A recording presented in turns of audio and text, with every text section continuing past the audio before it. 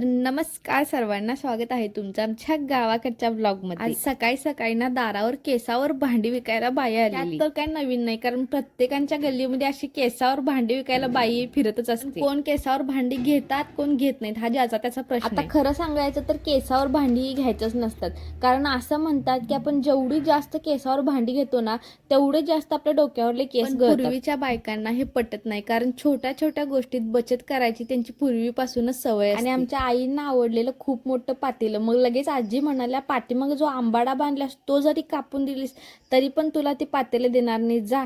ती भांडीवाली लगेच ऐकली, ती म्हणाली, आम्ही कापलेली केस घेतच नाही, जावा। असं करून एक छोटा स्टीलचा डबा घेतला आणि मग ग बसलं। त्याच्यानंतर आत गेले, स्वयंपाक बनवूया म्हटला। स्वयंपाकाला काय बनवलं तर घेवड्याची भाजी, कारल्याची भाजी आणि ढब्बूची आमटी बनवली। भाज्या बनवतच होते तेवढ्यात आमच्या घरी आले 3 पाहुणे। तर पाहुणे कोण आलेले बरं, तर हे आणि दीदी जेव्हा लहान होत्या तेव्हा मराठी शाळेत त्यांना शिकवायला ज्या मॅडम होत्या ना, त्यांची एवढी ओळख झालेली की आता रिटायर झाल्यात आणि त्यांना कालच कळालं की आमचे आजोबा वारलेले। मग त्या आजींना बोलावण्यासाठी आणि भेटण्यासाठी म्हणून काल आले। आधीच आम्ही घरातले 5 जण आणि बाहेरचे पाहुणे आलेले, सगळे मिळून झालो 11 जण। आई म्हणाला, मी भाकरी बडवून देतो, आणि मी भाकरी भाजून घेतल्या। त्याच्यानंतर भाज्या पुरणार नाहीत म्हणून आणि तव्यामध्ये घट्ट पिठलं करून घेतलं, पापड भाजून घेतलं, मिरची भाजून घेतली। त्याच्यानंतर मग ताट तयार झालं। आता काय काय वाढलं बरं, तर कारल्याची भाजी, घेवड्याची भाजी, घट्ट पिठलं, जवसाची चटणी, ताक आणि राहिली आता ढब्बूची आमटी।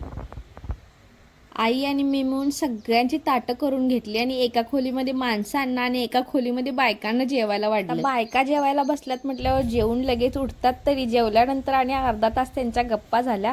सगळ्यांना जेवायला वाढून काढून आम्हाला जेवायला वाजले 3, त्याच्यानंतर भांडी भिंडी आवरायला वाजले 4। दुपारी ना ड्रायफ्रुट्स भिजत घातलेले, म्हणून संध्याकाळी ना शेवयाची खीर बनवली। शेवयाची खीर, ज्याला आपण शीर कुर्मा सुद्धा म्हणतो, ह्याच्यामध्ये ना सगळं घालून झालेलं। शेवटला ना थोडंसं ह्याच्यामध्ये केसर टाकायचं राहिलेलं। आता फक्त ना केसरच्या 5-6 काड्या ह्याच्यात टाकल्या ना की ह्याचा कलरच बदलतो। लहान असताना ना ईदच्या वेळी ही खीर मिळायची, त्यावेळेला खीर खूप जास्त आवडत होती। तर चला, आजसाठी एवढंच, भेटूया पुढच्या व्हिडिओमध्ये, तोपर्यंत धन्यवाद।